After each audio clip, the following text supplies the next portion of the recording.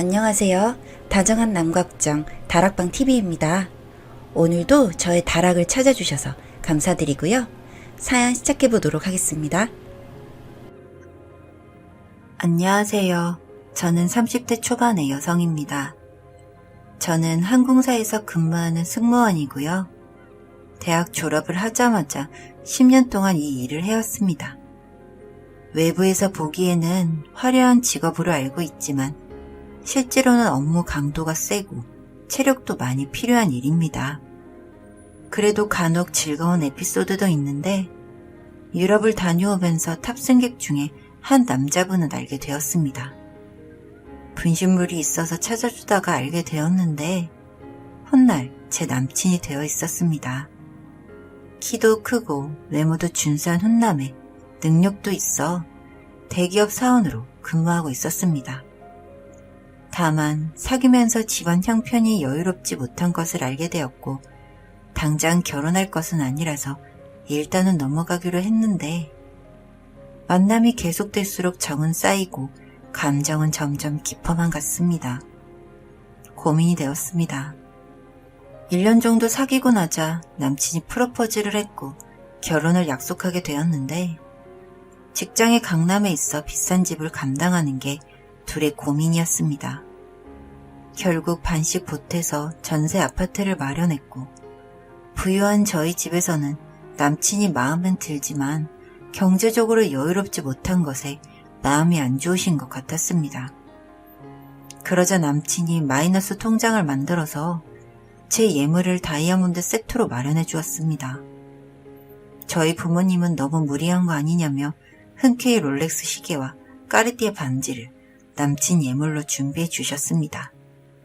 상견례에서 만난 예비 시부모님은 생각보다 허세도 있으시고 깐깐해서 전 속상했지만 어차피 결혼하기로 한 건데 좋게 생각하기로 하고 결혼 준비를 했습니다. 지금 생각해보면 남친을 사랑하는 마음이 컸던 것 같습니다. 남친과는 연차를 맞추어 몰디브로 신혼여행을 갔고 제가 승무원이다 보니 저렴한 비용으로 다녀올 수 있었습니다. 그런데 제가 허니문 베이비를 갖게 되어 휴직을 하게 되었는데 시어머니는 왜 그렇게 아이를 일찍 가졌냐며 타박을 하시는 것이었습니다. 솔직히 섭섭해서 눈물이 났습니다. 남편 혼자 버는 것보다 같이 버는 게 낫다는 건 누구나 아는 사실인데 대놓고 말씀을 하시니 속물근성도 보이고 남편에게 짜증을 심하게 내면서 처음으로 다투었습니다. 그때만 해도 신혼이고 이런 일로 그럴 수도 있지 않나 해서 말한 건데 남편은 더 심각하게 화를 내면서 사실 자기도 신혼을 즐기다가 2년 후에 갖고 싶었다는 겁니다. 그럼 피임이라도 알아서 하든가.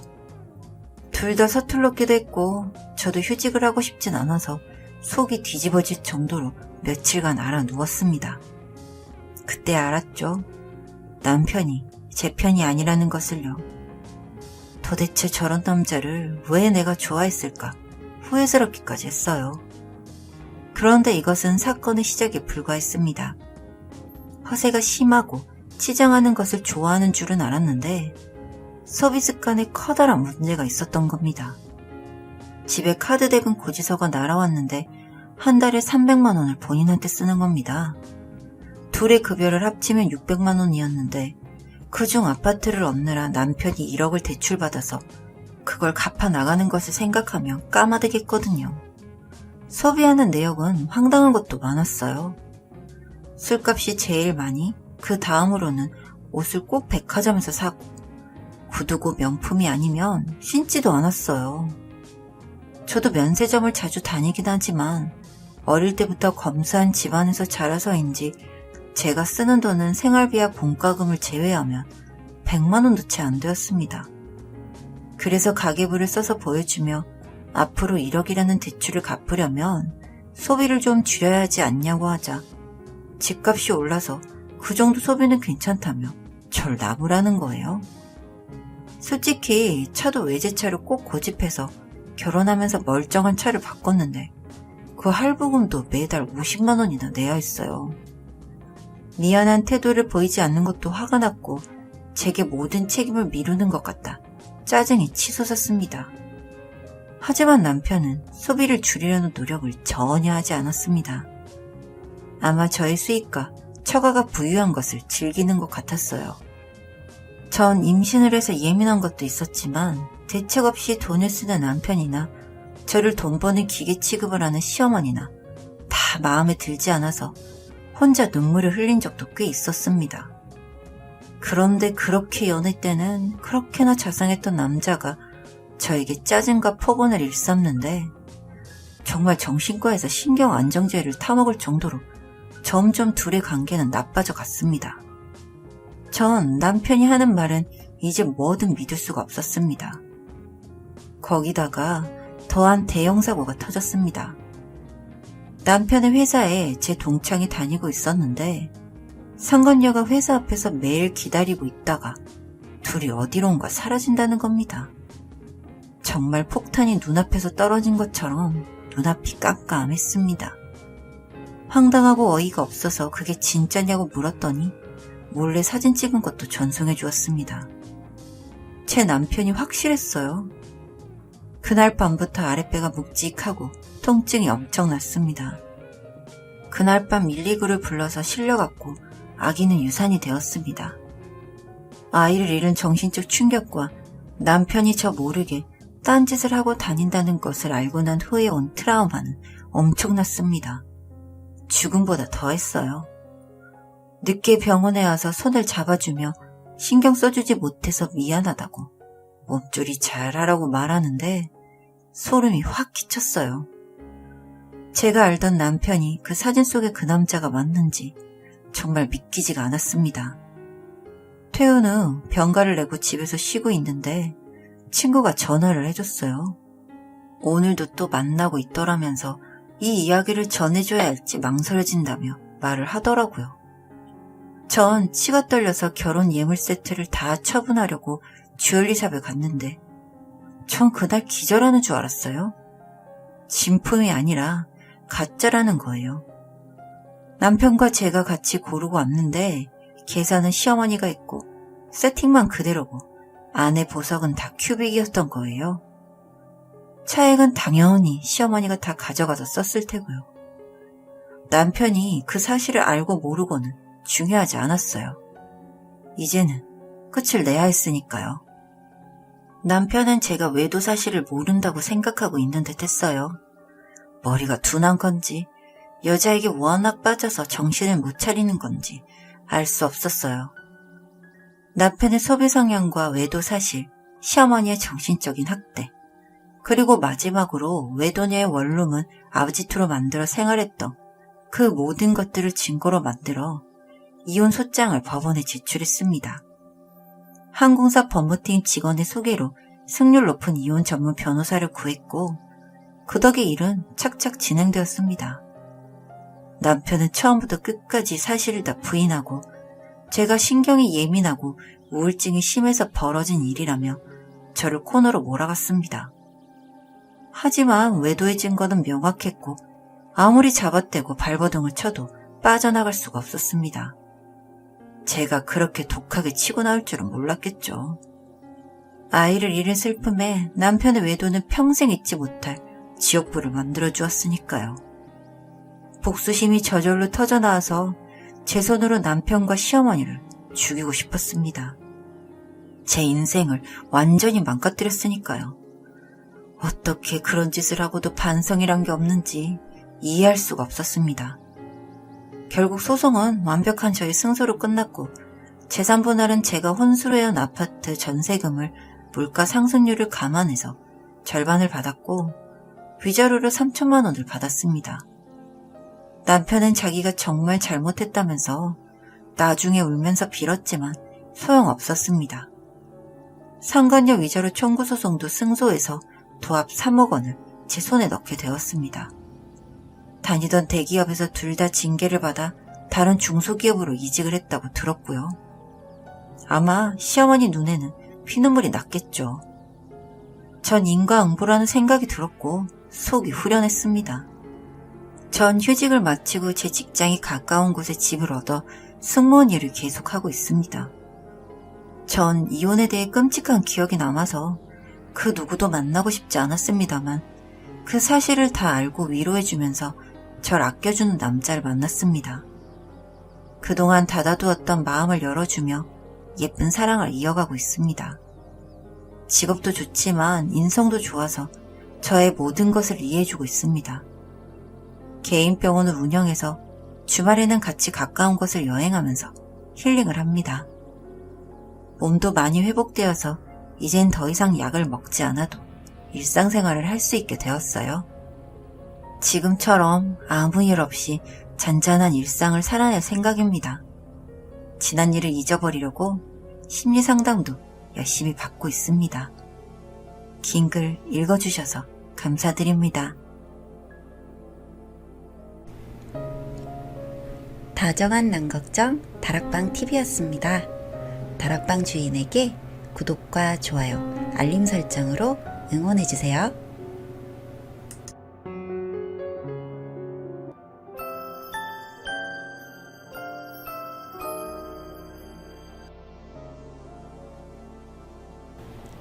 안녕하세요. 다정한 남걱정 다락방TV입니다. 오늘도 저의 다락을 찾아주셔서 감사드리고요. 사연 시작해보도록 하겠습니다. 안녕하세요. 저는 30이 넘은 나이까지 일을 하다 보니 결혼이 좀 늦었습니다. 그러다 지금의 신랑은 성자리에서 만나게 되었어요. 신랑은 대기업에 다니고 있는데 딱히 왜 결혼이 늦어졌는지 알 순 없었지만 그럴 만한 이유가 있겠거니 생각을 하며 만남을 이어갔고 서로 집안 형편도 비슷하고 만나봤을 때 크게 모난 부분을 느끼지 못해서 결혼까지 했습니다. 다른 사람들은 10월드 하는데 저는 불행 중 다행인지 10월드는 없었고 서로 무관심한 가족들 덕분에 서로에게 집중하며 지낼 수 있었어요. 결혼 후 저희에게는 딸아이가 한 명 생겼는데 저를 쏙 빼닮은 예쁜 딸아이였습니다. 정말 못하나 크게 문제될 것 없는 생활이라고 생각했습니다. 결혼 이후 제가 휴직을 하고 집에서 아이를 보고 있었고 출산 이후 살이 좀 찐 것 이외에는 바뀐 점이 없었는데 아마 신랑에게는 그것조차도 큰 문제였던 것일 수도 있을 것 같아요. 저는 170의 55 사이즈를 입었었는데 출산 이후 복부 쪽으로 살이 많이 찌기도 했고 산후 마사지를 해도 붓기가 잘 안 빠져서 66에서 77 사이즈 정도로 체중이 불어났어요. 저도 아이만 낳고 나면 다시 예전의 몸으로 돌아갈 거라 생각했는데 생각보다 회복이 더뎠고 아이가 있으니 관리를 하려고 해도 제약이 많아서 다이어트에 어려움이 많았습니다. 그리고 아이가 생후 70일 정도 되었을 무렵부터 신랑의 이상한 점을 발견하게 되었어요. 신랑이 대기업을 다니고 있긴 했지만 야근이 많은 업무도 아니었고 출장이 있는 부서도 아니었습니다. 그런데 자꾸 퇴근이 늦어지고 출장이 생겼는데 특히 주말까지 출장을 간다는 게 저는 이해가 되지 않았습니다. 당시에는 제가 육아에 많이 지쳐있던 터라 신랑의 바쁜 생활도 그냥 회사가 바쁜가 보다 넘기고 지나갔는데 눈에 띄게 옷에 여자 화장품이 묻어있다거나 출근했을 때 입은 와이셔츠와 다른 와이셔츠로 갈아입고 집으로 돌아오는 행동들이 반복되다 보니 아무리 넘기려고 해도 넘길 수 없을 지경이었어요. 당신 요즘 여자 만나? 그게 무슨 소리야? 하루 이틀도 아니고 옷에 묻어있는 여자 화장품에 출근할 때랑 퇴근할 때랑 와이셔츠가 바뀌는데 내가 모를 수 있어? 그런 거 아니야. 여자 화장품은 나도 뭐 잘 모르겠고 와이셔츠는 요즘 날이 더워서 땀이 나니까 갈아입는 거지. 그럼 갈아입은 와이셔츠는? 요즘 회사에서 세탁 맡기고 사무실에 두고 입어. 저렇게까지 말을 하니 할 말이 없지만 그래도 옷에 화장품이 묻어있는 건 설명이 안 되더라고요. 그렇다고 제가 갓난아이를 두고 신랑을 미행하고 돌아다닐 수도 없고 그래서 생각해낸 게 커플 어플이었습니다. 신랑이야 워낙 휴대폰이나 기계 같은 걸 못 만지는 사람이니 신랑이 자고 있을 때 어플을 깔아뒀어요. 한 2주 정도 어플을 보니 신랑의 패턴이 보이더라고요. 퇴근에 저희 동네 인근에서 한참을 머무르다가 집으로 돌아오는 패턴인데 처음에는 나 몰래 무슨 학원이라도 다니나 생각을 해보려 했는데 주말도 가고 시간도 낮에 들렀다 밤에 들렀다 제 멋대로더라고요. 한 번은 찾아가 봐야겠다는 생각으로 친정집에 딸아이를 하루 맡기고 그 동네 어귀에서 신랑을 기다리고 있었는데 아니나 다를까 신랑 차가 들어왔습니다. 그리고 익숙하게 주차를 하고 경비실에 가서 택배를 찾고는 위로 올라가더라고요. 혹시 지금 들어간 사람 이 아파트 주민이세요? 네, 얼마 전에 이사 온 809호 신랑인데 무슨 사업을 하는지 출장도 잡고 종종 오고 그래요. 아, 경비 아저씨는 저희 신랑의 얼굴을 알고 있을 뿐만 아니라 층수까지 알고 있는 걸 보니 자주 왕래를 하는 것 같았어요. 그렇게 안절부절 못하고 있다가 집으로 왔습니다. 마음은 당장이라도 이혼을 하고 싶었는데 아이를 생각하니 이혼보다는 이 사람을 고쳐서 좋은 남편은 아니지만 좋은 아빠로 만들어야겠다는 생각이 더 강했기 때문이에요. 신랑이 밤 늦게 들어오고 신랑에게 단도직입적으로 말했습니다. 당신 여자 만나지? 이 여자가 집에만 있다 보니 정신이 나갔나? 길 건너 땡땡 아파트. 정리해. 정리 못해. 뭐? 당신 임신하고 출산하고 날 제대로 본 적이나 있니? 내가 출산하고 1년이 지났어. 2년이 지났어. 지금은 아이한테 신경을 쓸 수밖에 없잖아. 나 당신한테 안 설레. 처음 같은 설레임이 없다고. 솔직히 당신은 출산해도 자기관리하고 일도 다니면서 그렇게 지낼 줄 알았는데 바로 휴직하더라? 그럼 휴직이 가능한데 휴직하고 복직하는 게 맞는 거 아니야? 휴직 못해서 일 그만둬야 하는 사람들도 많은데? 아니, 휴직을 하는 것부터가 잘못이라고. 자기관리도 못하고. 당신이 애 낳고도 자기관리만 똑바로 하고 나한테 신경만 잘 썼더라면 내가 바람을 왜 피겠어? 당신이랑 못 살겠고 당신만 닮은 저 딸내미도 내 딸이 맞나 모르겠다. 어떻게 내 얼굴이 하나도 없어? 그렇게 한참을 말하던 신랑은 이혼하자는 말을 마지막으로 집을 나갔습니다. 처음 6개월은 따라다니면서 신랑을 말리려 들었습니다. 그러다 신랑을 포기하게 된 계기가 정말 우연히 그 여자 인스타그램을 보게 되었어요. 그 집안 구석구석에 신랑들의 물건들이 많았고 둘이 펜션이나 호텔로 놀러도 자주 다니더라고요. 그 사람의 친구들은 신랑이 유부남인 건지도 모르는 건지 사랑꾼이니 어쩌니 댓글이 달려 있었습니다. 마지막으로 그 사람들과 단판을 지어야겠다는 마음으로 그 여자네 집에 찾아갔습니다. 배를 누르니 나오는 사람은 역시나 신랑. 저는 한숨을 쉬고 사진을 찍었습니다. 둘 다 원래 집에서 샤워 가운만 입고 지내는 건지 속이 다 보이더라고요. 그래서 사진을 찍고 그 여자의 집 안으로 들어갔더니 그 여자는 어안이 벙벙해 하고 있고 신랑은 노발대발 화를 내면서 저에게 욕지거리를 했습니다. 저는 이혼을 해주겠다고 했습니다. 아니, 이혼 소송을 하겠다고 했어요.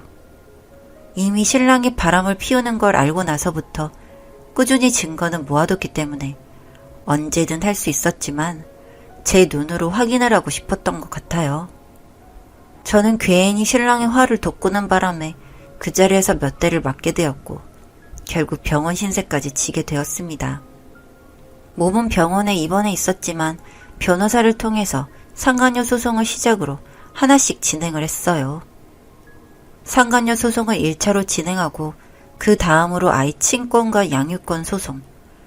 이건 뭐 신랑이 거의 저에게 주다시피 해서 다행이긴 하지만 아무래도 양육비 부분에서 돈을 줄 수 없다고 딱 잡아떼기에 신랑의 급여 명세서와 재산 등을 이유로 하여 매달 100만 원씩 받기로 했습니다. 신랑이 자발적으로 주지 않으면 급여에서 차압해서 제가 받을 수 있다는 사실도 설명을 들었어요. 정말 똑똑하신 변호사님 덕분에 마지막인 이혼 소송까지 마무리되었어요. 길고 긴 시간이었지만 최대한 신랑과 상간녀를 힘들게 하고 싶었고 더불어 아이와 혼자 살아가는데 작은 밑거름이라도 될 수 있게 기반을 다질 기회였습니다. 그렇게 저희는 이혼을 했고 처음 몇 달 동안은 신랑이 양육비를 주지 않으려고 해서 결국 월 100만 원씩 차압해서 제가 받게 되었고 받은 이자료와 재산들로 친정집 근처에 작은 카페를 오픈해서 지내고 있었습니다. 그렇게 4년이라는 시간이 지났어요. 2년쯤 지났을 때부터 신랑과 그 여자가 헤어진 건 알고 있었습니다. 제가 그 여자의 인스타그램을 자주 염탐했기 때문에 언젠가부터 연애를 하는 듯한 소식이 끊겼고 최근 젊은 또래의 남자와 연애를 하는 것도 알게 되었죠. 신랑의 직장에 제 친구가 있는데 이혼하고 새로 재혼할 거라는 식으로 입방정만 떨다가 지금은 아무 소식 없는 걸 보니 그 일도 조용해진 것 같고 요즘은 입 닫고 일만 하고 있다더라고요. 그런 신랑이 얼마 전부터 자꾸 연락이 오고 있습니다. 처음에는 아이가 보고 싶다거나 아이는 잘 지내지 그런 말을 하다가 이후부터는 본인이 생각이 짧았다고 하며 다시 합치고 싶어 합니다. 본인을 닮은 구석이 없어 밉다던 아이는 커갈수록 신랑을 닮아가기 시작했고 제 카톡 사진이 아이니까 신랑도 봤는지 본인을 닮은 아이를 보니 자꾸 마음이 애틋하다는 개소리를 하고 있는데 그러다가 커가면서 또 절 닮으면 미워할 건지 그 당시에는 아이가 저만 닮아서 제가 외도를 한 것이 아닌지 의심을 했고 홧김에 바람을 폈다는데 어떤 말로도 저는 신랑을 용서할 수가 없어요. 마음 같아서는 신랑이 길바닥에 나앉았으면 좋겠지만 그래도 양육비는 받아야 하니 지금 다니는 회사에서 입 닥치고 돈만 벌었으면 좋겠습니다. 여기까지 제 이야기 들어주셔서 감사합니다. 다정한 남걱정 다락방TV였습니다. 다락방 주인에게 구독과 좋아요, 알림 설정으로 응원해주세요.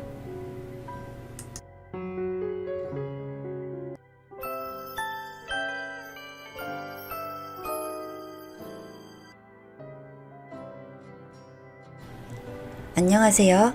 다정한 남걱정 다락방TV입니다. 오늘도 저의 다락을 찾아주셔서 감사드리고요.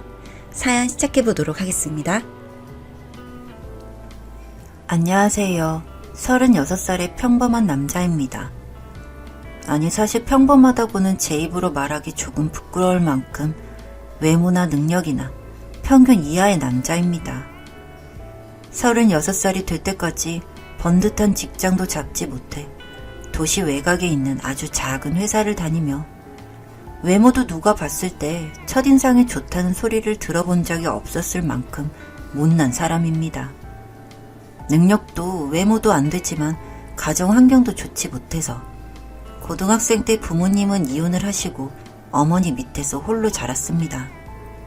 당연히 어머니가 혼자 가게를 책임지시다 보니 없는 살림에 갖고 싶은 거, 하고 싶은 거 모두 일찌감치 포기하고 사는 삶에 익숙해져 버려서 성격도 어둡고 항상 의기소침해져 있습니다. 객관적으로 제가 제 자신을 바라보았을 때 평생 지저분하고 바닥 같은 삶을 살게 될 거라 생각했는데 우연히 지금의 아내를 만나게 되었습니다. 34살까지 연애라고는 상상도 못할 그럴 제가 거래처 여직원과 인연이 다 결혼까지 하게 되었습니다. 저보다 3살 어렸던 그녀는 저보다 훨씬 좋은 직장을 다니면서 1년에 해외여행을 몇 번씩이나 다닐 정도로 삶의 여유가 있어 보였고 대화를 할 때 그녀의 모습을 보자면 정말 살면서 구김살 하나 없이 자란 것처럼 너무 당차고 밝은 성격의 사람이었습니다. 물론 제가 아내를 마음에 담아두고 있었지만 차마 고백하는 것조차 아내에게 신뢰가 될까봐 몇 개월을 짝사랑만 하다 우연한 계기로 연애까지 이어지게 되었습니다. 처음인 연애였고 제가 오랫동안 짝사랑하던 그녀와 하는 연애라 정말 서투르지만 온 정성을 다해서 아내를 사랑했습니다. 아내는 그런 헌신적인 제 모습이 좋았는지 서로 나이도 착했다. 바로 결혼 이야기가 나와 상견례까지 이루어졌습니다. 저희 어머니께서는 상견례 소식을 전하니 정말 장하다고 눈물까지 보이셨습니다.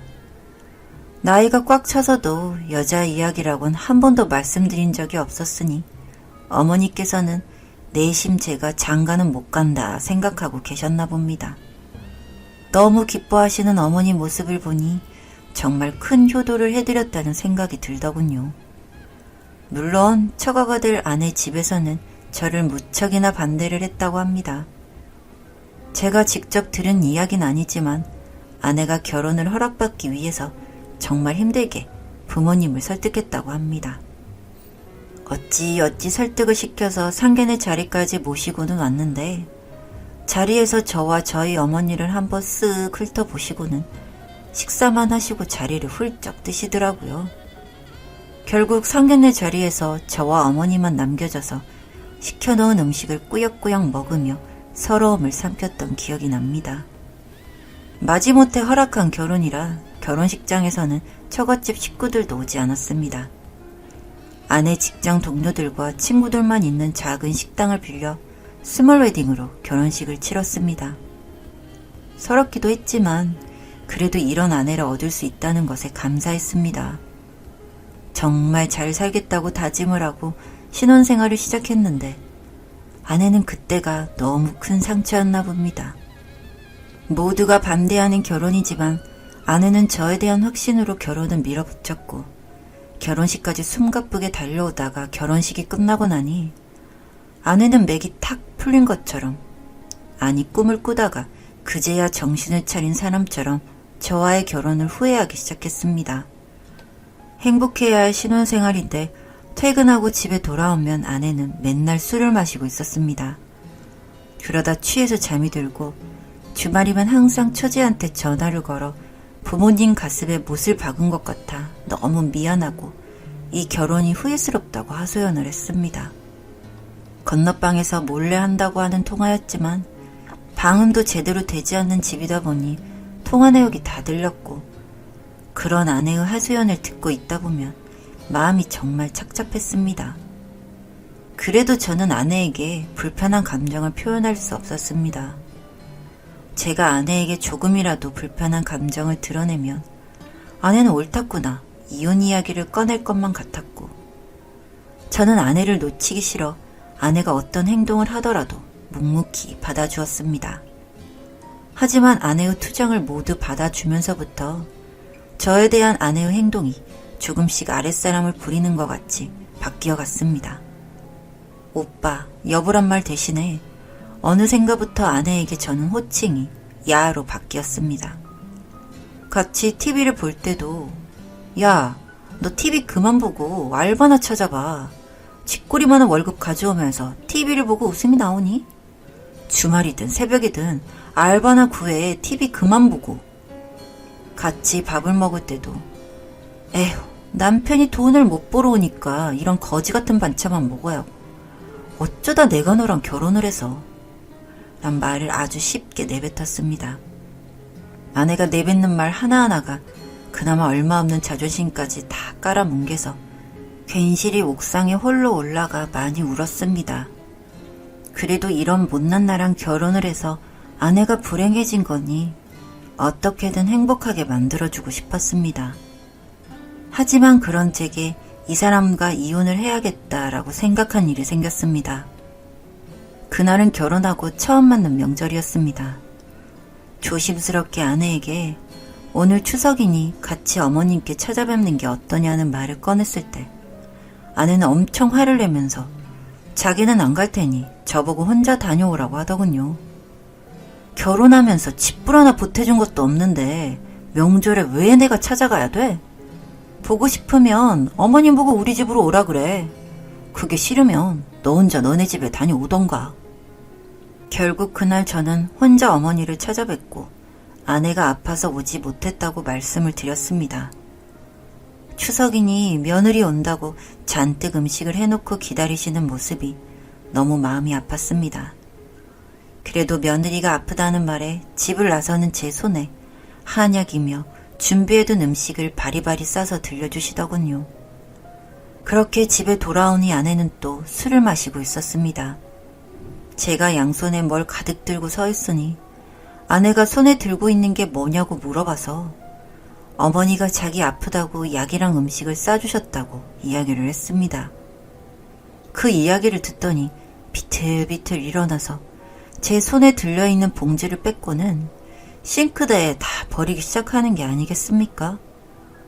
제가 지금 이게 뭐하는 짓이냐고 아내 손을 낚아채니 저를 발로 차고 얼굴을 핥히고 소리를 질러댔습니다.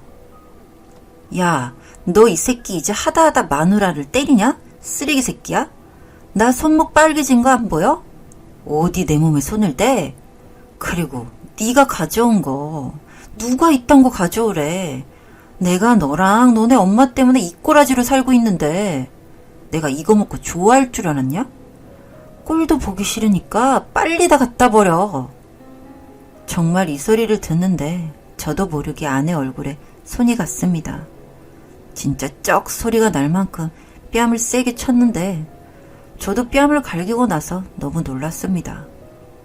아내는 바닥에 쓰러져서 온 빌라 사람들이 다 들릴 정도로 비명에 가까운 소리를 지르고 있었고 곧바로 전화기를 들어 경찰서에 신고를 하더군요. 남편이 지금 자기를 죽이려고 한다고 빨리 와서 살려달라고 신고를 하는데 그 순간 저도 잠에서 깨어나 이제 정신을 차린 사람처럼 아내를 똑바로 볼 수 있었습니다. 이제껏 자기를 깔아뭉개고 무시하고 심지어 저희 어머니까지 모욕하는 여자와 어떻게 결혼 생활을 이어나갈 수 있을까요? 이미 아내는 저를 남편으로 생각하지 않는데 제가 더 노력한다고 해도 바뀌지 않을 상황이라 깨달으니 차라리 마음이 홀가분해졌습니다. 이전까지는 이혼이라는 말이 나올까봐 무서웠는데 차라리 이혼을 생각하니 마음이 더 편해지고 아내에게 당당하게 말할 수 있을 것 같았습니다. 그 자리에서 경찰이 오길 기다리며 아내에게 이혼 이야기를 꺼냈습니다. 여보, 이제껏 모자란 나 때문에 많이 마음고생하고 나 때문에 정말 많이 포기한 거 다 알아. 나도 그래서 항상 여보한테 미안한 마음을 가지고 있었는데 오히려 이런 내 모습 때문에 우리 결혼 생활이 너무 일방적인 관계가 되어버린 것 같아.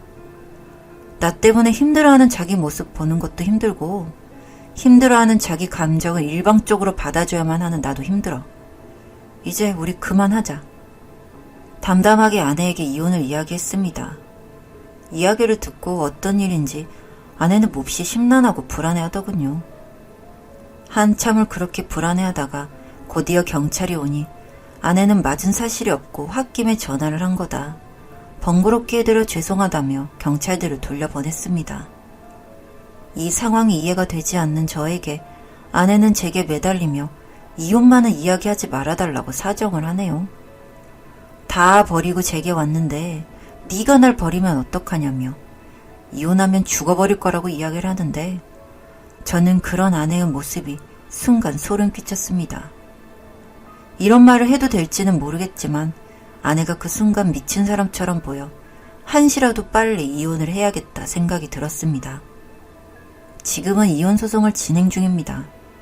합의가 도저히 되지 않고 횡설수설하는 아내 때문에 소송을 진행 중에 있고 그동안 제게 했던 폭언과 폭행으로 인해 상해에 관한 증거들을 모으고 있습니다. 아내에게 연락이 와 듣기로는 아내의 집과도 연이 끊겨서 오도 가도 못하고 지금은 친구 집에서 지내고 있다는 소식을 들었습니다. 정말 한때는 목숨이라도 바칠 수 있을 것처럼 사랑했던 사람이었는데 어디서부터 잘못된 건지 모르겠습니다. 다정한 남걱정 다락방TV였습니다. 다락방 주인에게 구독과 좋아요, 알림 설정으로 응원해주세요.